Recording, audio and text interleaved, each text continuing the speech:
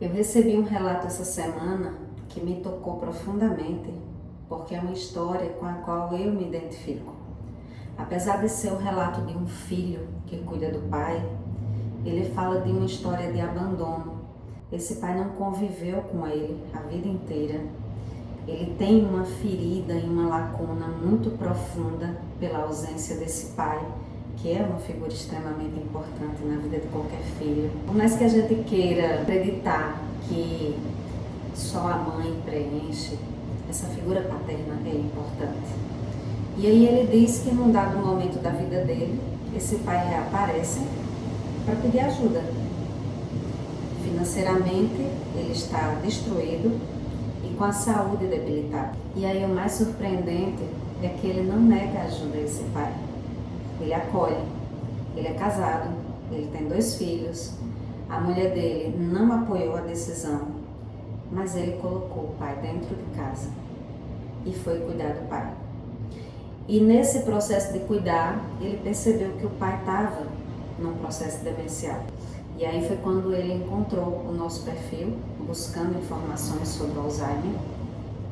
E foi a partir do nosso perfil, que bom, né, que a gente está aqui realmente atingindo um objetivo, que é informar, educar, conscientizar as pessoas.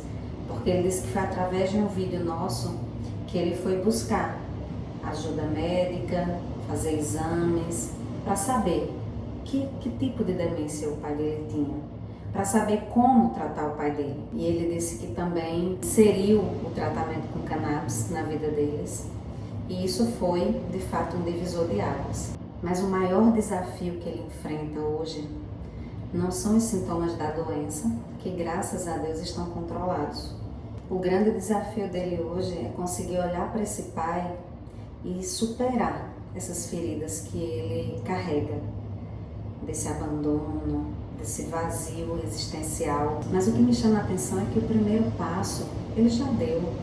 Ele acolheu esse pai, mesmo com todas as feridas emocionais que ele carrega.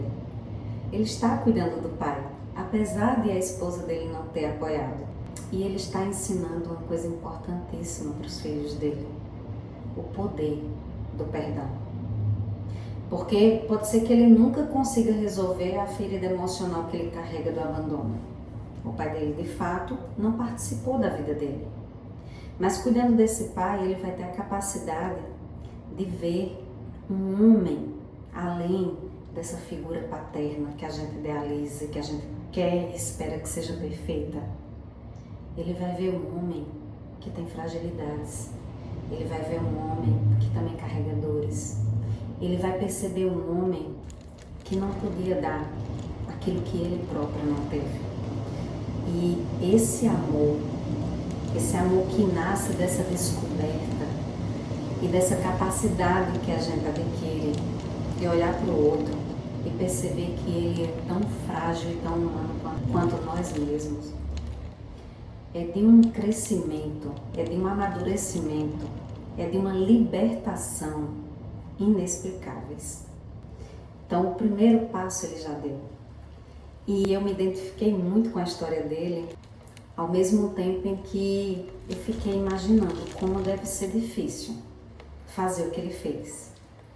Porque, sinceramente, eu não sei se eu, hoje, teria a mesma capacidade de acolher o meu pai e cuidar dele como eu cuido da minha mãe.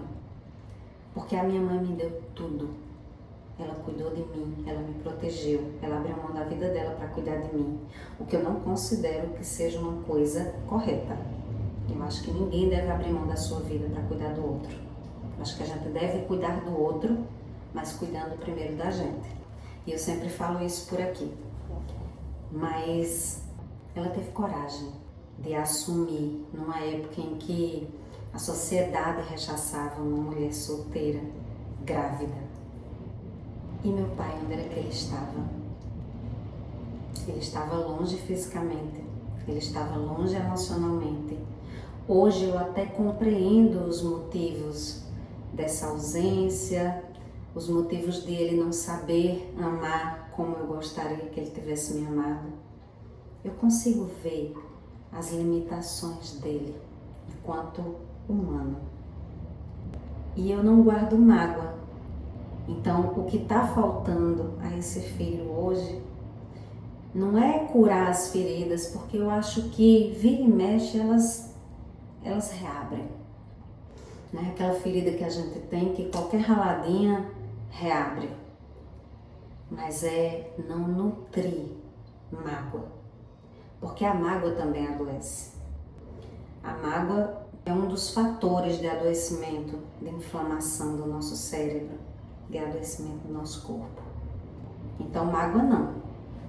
Mas saber até que ponto a gente tem capacidade de se doar a outra pessoa, quando não existiu nenhum tipo de doação da parte dela, isso sim é uma escolha. Me perguntaram outro dia numa live se amar era uma escolha. Eu acho que cuidar é uma escolha, amar não.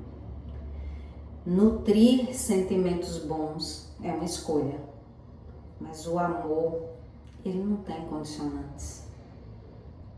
Vocês acham que o amor é uma escolha? Comentem aqui embaixo, eu quero saber a opinião de vocês. E eu também quero conhecer a história de vocês. Parabenizar esse filho, porque o que ele fez, pouquíssimas pessoas fariam. Inclusive, eu não sei se eu faria. E você? Você faria isso? Por alguém que te fez sentir abandonado? Por alguém por quem você nutre uma ferida emocional muito profunda? Compartilhe com a gente a sua experiência, porque com certeza ela pode ajudar outras pessoas. Já convido vocês a acompanharem a gente nas redes sociais. Meu nome é Rebeca, eu sou filha de Paula Guimarães. A minha mãe tem Alzheimer e a gente trata desde 2019 com cannabis medicinal. E lá no Instagram a gente compartilha muitos momentos e muitas vivências que podem de alguma forma ajudar vocês também. Aqui a gente ajuda, mas a gente também se sente muito ajudado, porque somos na verdade uma grande rede de apoio. Então sejam muito bem-vindos e eu espero que esse conteúdo, de alguma forma, minimamente, possa ajudar vocês também, tá bom?